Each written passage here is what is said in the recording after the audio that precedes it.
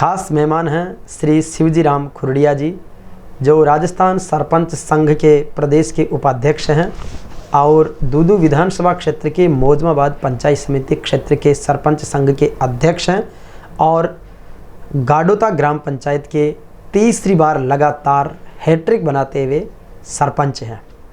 खास बात यह है कि शिवजी राम जी को सरपंचाई करते हुए एक लंबा सफ़र भी है और अच्छा अनुभव भी है। आज गाडोता ग्राम पंचायत जयपुर ज़िले में ही नहीं राजस्थान में अपना विशिष्ट महत्व रखती है और वो रखती है उसके विकास कार्यों से, उसके विजनरी और व्यवस्थित डेवलपमेंट से और स्वच्छता से। और इसीलिए वर्ष 2017 में प्रधानमंत्री स्वच्छता मिशन का पुरस्कार भी गाडोता ग्राम पंचायत को मिल चुका है।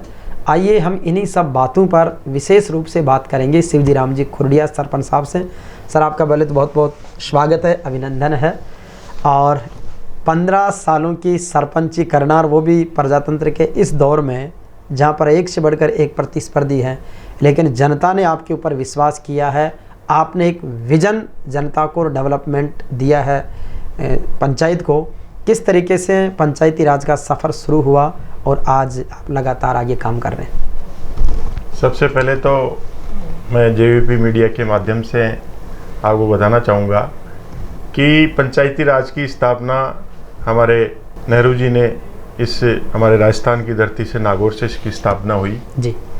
और उन्होंने जिस परिकल्पना से पंचायती राज की स्थापना करी, गांव तक, गांव के अंतिम छोर के व्यक्ति तक सरकार का पैसा पहुँचे, सरकार की योजनाएं पहुँचे, और उसकी कड़ी वास्तव में पंचायती राज से ही शुरू होती है जी।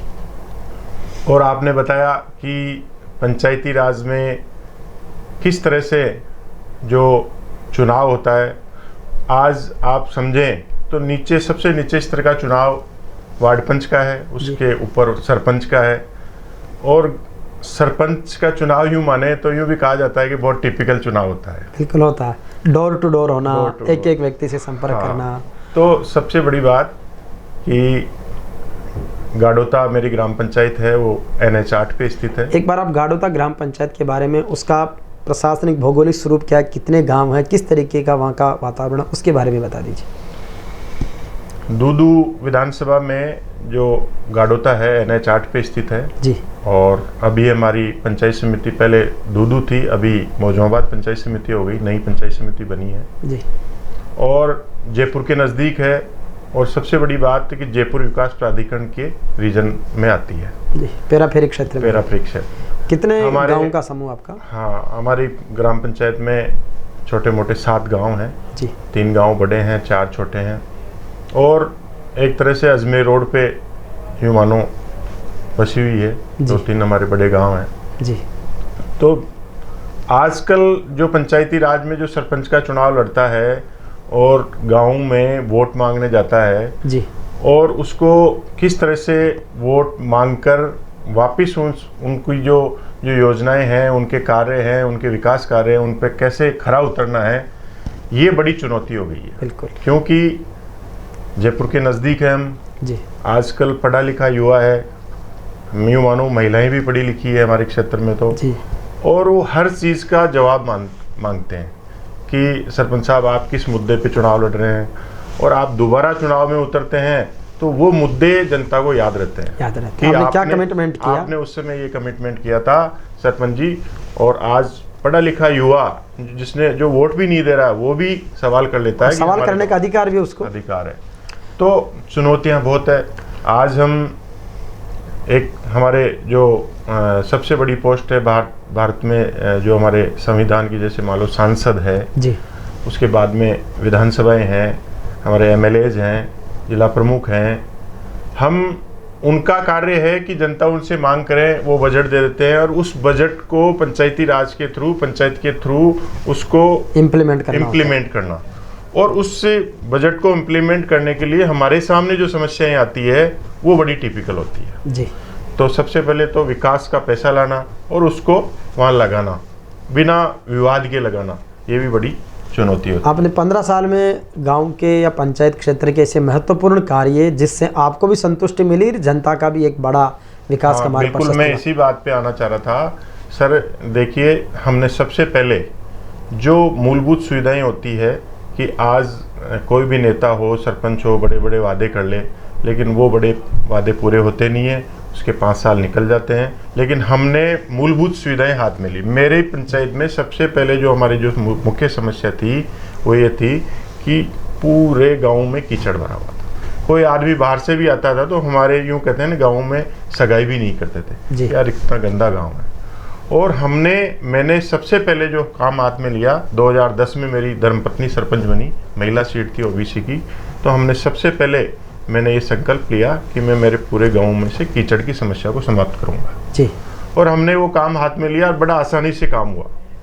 और मैं आपको एक उदाहरण देना चाहता हूँ, अगर कोई आदमी कार्य करने लगे तो उसके सामने बड़ी कोई चुनौती नहीं होती। जेडीए रीजन था हमारा, जेडीए से भी हमें पैसा मिलता है ग्राम पंचायत को। जयपुर जिले की करीबन 150 ग्राम पंचायतें हैं जो जयपुर के आसपास की जो जेडीए रीजन में आती है। हमें जेडीए रीजन में किसी होने की वजह से हमें नुकसान भी हुआ, लेकिन उसका फ़ायदा हमने लिया।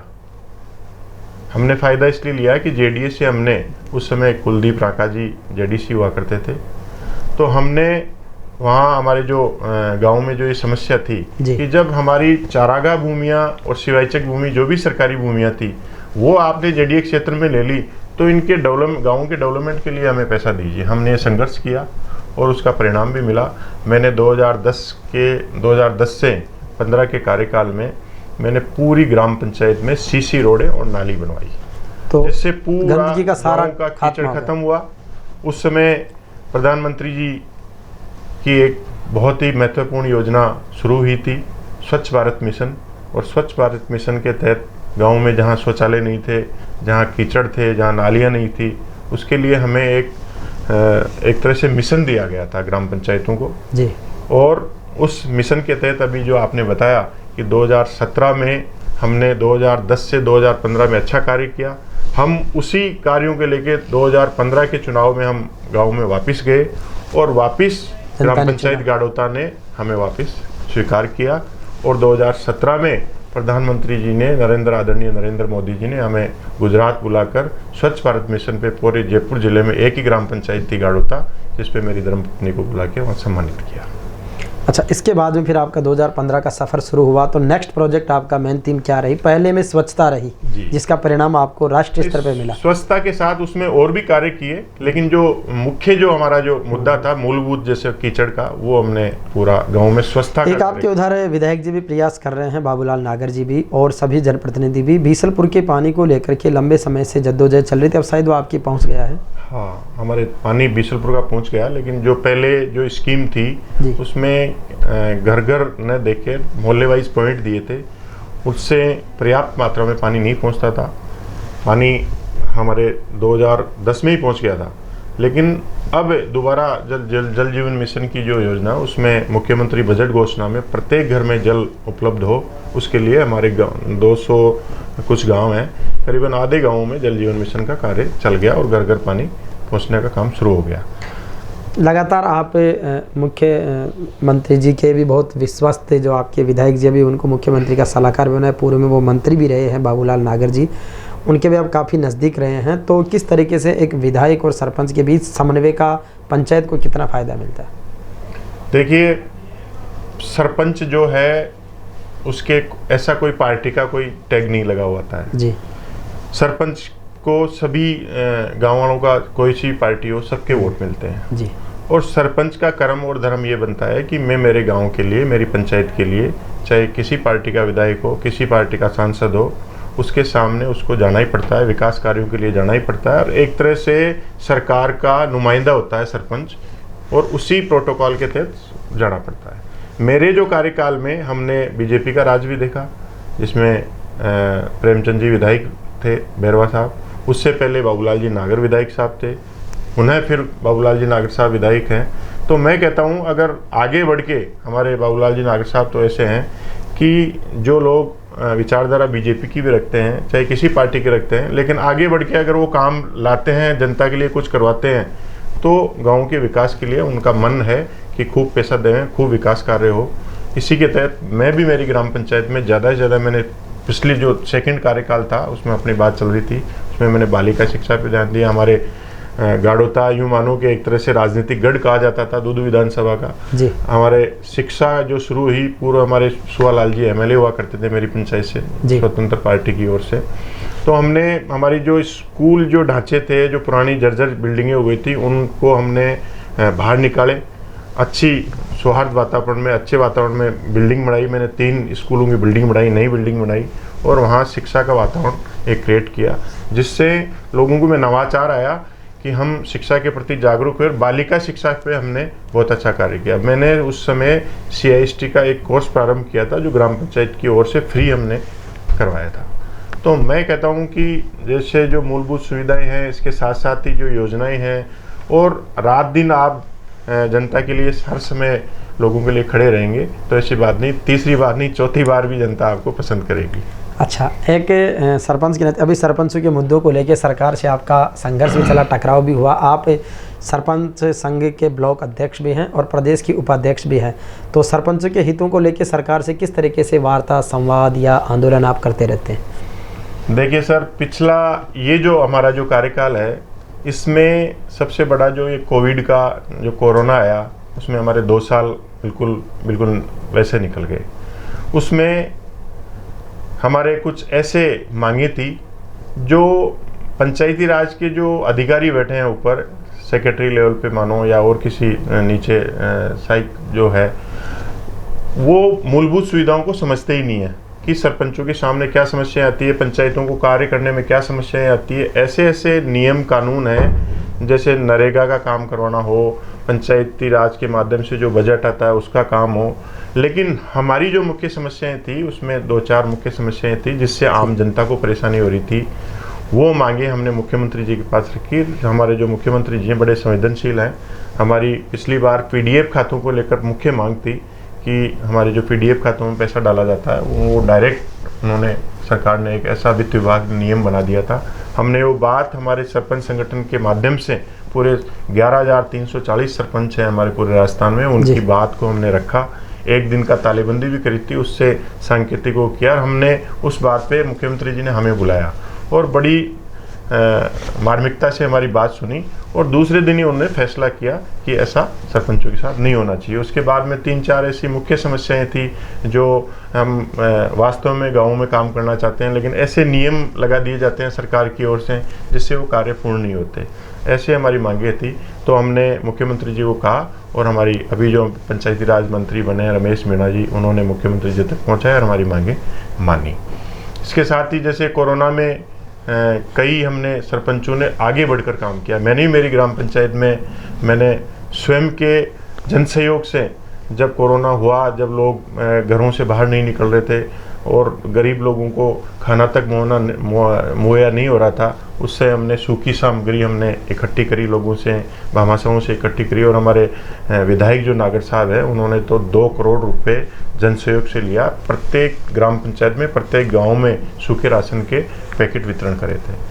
तो हमने उस कार्य में पहल करी। जब मैं आपको बताना चाहूँगा कि उस समय VC के माध्यम से जब बात हुई मुख्यमंत्री जी से, तो मेरा VC के माध्यम से मेरी मुख्यमंत्री जी से बात हुई थी, और मुख्यमंत्री जी ने हमारे कार्यों को सराहा। और हमने ये भी कहा कि साहब, हम गाँव में बैठे हैं, और गाँव में जो आपकी अभी कोरोना में जो आपने जो गाइडलाइन हमें दी है, उस गाइडलाइन के तहत ये ज़्यादा गाँव में एंट्री नहीं हो इस रोग की, हम कैसे ज़्यादा से ज़्यादा इसका बचाव करें। उसके माध्यम से डोर टू डोर सर्वे करवाना, डोर टू डोर लोगों की एक तरह से रखवाली करना, उन तक दवाई मुहैया कराना, खाने का राशन मुहैया कराना, इसमें सरकार का हमने सहयोग लिया। उस बात को लेकर मुख्यमंत्री जी ने और हमारे विधायक साहब ने मुझे 15 अगस्त पे हमें सम्मानित भी किया था। तो निश्चित रूप से एक बड़ा कार्य कोरोना काल में भी आपने किया है। अब आपने सरपंचों वाला जो आंदोलन किया, वो भी मुख्यमंत्री जी के साथ आपने बात पहुंचाकर उसका समाधान करवाया है। एक पंचायती राज में क्या नवाचार देखते हो, किस तरीके का भविष्य देखते हो कि एक जनप्रतिनिधि को सही मायने में जनता की अपेक्षाओं पर खरा उतरने के लिए किस तरीके से कार्य करना चाहिए, उसको लेकर आपका मैसेज? देखिए, सबसे बड़ी बात है कि आज पंचायतों में जैसा जो कार्य केंद्र सरकार की योजनाएं हों, चाहे राज्य सरकार की योजनाएं हों, चाहे अन्य कोई योजनाएं हों, जो भी विकास का पैसा डेवलपमेंट जो होता है वो पंचायती राज के थ्रू होता है जी। पंचायती राज में एक सरपंच के नीचे एक ग्राम विकास अधिकारी या एक नरेगा सहायक होता है। तो हमारी इसमें मुख्य मांगों में ये भी थी कि अगर पंचायतों से अगर हम वास्तव में गाँव का विकास कराना चाहते हैं तो एक ऐसा ग्राम पंचायत में सचिवालय डेवलप हो, हमें लिपिक भी मिले, वहाँ 2 काम करने वाले बाबू भी मिले जी। और जैसे नरेगा योजना है, हमारे मुख्यमंत्री जी ने ऐसी कई योजना, जैसे अभी संबल योजना चल रही है, चिरंजीवी योजना है और ऐसी कई योजनाएं हैं जो जनता को सीधा लाभ पहुंचाती है। और वो उन योजनाओं को धरातल पर उतारने के लिए कई लोगों तक जानकारी नहीं होती है। पंचायती राज को डेवलपमेंट भी कराना होता है, कार्यों का निरीक्षण भी करना होता है, उसके एस्टीमेट, कई ऐसे कार्य होते हैं। तो मैं ये समझता हूँ कि एक सरपंच को स्वतंत्र रूप से काम करने के लिए आप अच्छा ग्राम पंचायत में स्ट्रक्चर उपलब्ध कराएं, वहाँ कर्मचारी उपलब्ध कराएं, ताकि एक सरपंच बनता है तो वो अपनी 5 साल में अपनी जो उसके जो वादे हैं, इरादे हैं जनता के सामने, उन पे खरा उतर सके। और आप जानते हो राजस्थान में अभी युवा काफ़ी सरपंच बन के आए हैं, तो युवा सरपंच पढ़े लिखे हैं, आजकल पढ़े लिखे सरपंच विजन के साथ काम कर सकते हैं। वो विजन के साथ काम कर सकते हैं। एक लास्ट बात सरपंच साहब आपसे, पिछले दिनों मैंने देखा कि पंचायती राज में आपने भी देखा, चाहे वो जिला प्रमुख बने हो, प्रधान बने हो और शहरी निकाय के रूप में चेयरमैन या सरपंच, पैसों का बहुत बोलबाला आया इन पिछले 10-5 वर्षों में। तो ये शायद लोकतंत्र के इतना ठीक नहीं है। तो इस पर क्या कहेंगे कि पंचायती राज में जो अब पैसे का बोलबाला सरपंची को लेकर हो रहा है, वो एक चिंता का विषय है? देखिए, इसमें मैं इस बात में आपने बहुत अच्छा सवाल किया है कि पहले पंचायती राज में जो विकास कार्य होते थे, जो सारी योजनाएं चलती थी, अब सारा सिस्टम अभी केंद्र सरकार ने, राज्य सरकार ने सारा जो भुगतान होता है हमारे पंचायत, वो सारा ऑनलाइन हो गया। फिर भी कई ऐसे कार्य हैं, तो मैं सरपंचम के माध्यम से भी हमारे सरपंच भाइयों को ये बड़ी एक शर्म की सी बात है कि कोई सरपंच आपके उसमें ये ऐसी भी ट्रैप में भी आए, हाँ, ट्रैप वगैरह में आते हैं। तो हमें बड़ा दुख होता है कि हम जनसेवा के लिए आए हैं, 5 साल के लिए चुन के आए हैं और हमारा एक सरपंच साथी ट्रैप में या रिश्वत में ट्रैप हो, ऐसा कतई नहीं होना चाहिए। और इसके लिए, क्योंकि आज हम तीसरी बार सरपंच बन के आए हैं, आज ईमानदारी से कार्य करेंगे तो जनता आपके साथ है। और कुछ नए लोग आ जाते हैं जिनको योजनाएं समझ में नहीं आती है। मैं तो कहता हूँ कि पिछली जो सरकार थी उसमें बहुत अच्छा उन्होंने हमारा अनुभव था कि उसमें 8वीं की शिक्षा जो लागू करी थी। लेकिन सरपंच जहाँ तक हो वो कम से कम पढ़ा लिखा तो होना ही चाहिए, ताकि ऐसी समय, क्योंकि हमारे सामने समस्याएं क्या आती है कि कई ऐसे पिछड़े इलाके हैं वहाँ हमारी महिला ही सरपंच है और वो बिल्कुल अनपढ़ है। तो उनको ग्राम विकास अधिकारी या जो अन्य जो हमारे ग्राम पंचायत में कर्मचारी होते हैं उनको पता ही नहीं होता है।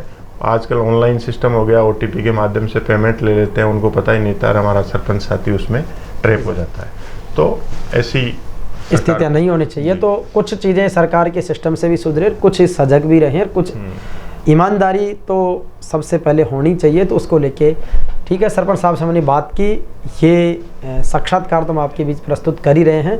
नेक्स्ट पेज में हम ग्राम पंचायत गाडोता की एक शानदार डॉक्यूमेंट्री भी प्रस्तुत करेंगे, जिसमें आप गाडोता की स्वच्छता, सुंदरता, विकास को देखेंगे और आने वाले समय की एक सुनहरी तस्वीर भी देखेंगे। धन्यवाद।